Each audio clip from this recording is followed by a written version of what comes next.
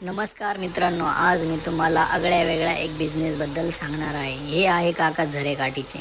आज बघा, हे काका रोज मोटरसायकलवर वडापाव विकतात. बघा यांची बिझनेस करण्याची स्ट्रॅटेजी बघा कशी आहे. हे रोज घरच्या घरी असे मटेरियल बनवतात.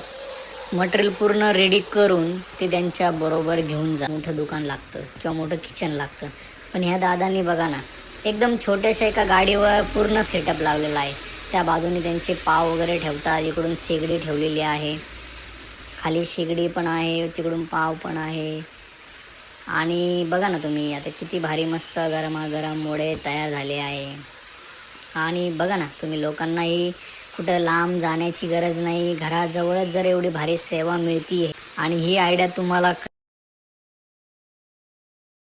कशी वाटली नक्की कमेंटमध्ये सांगा.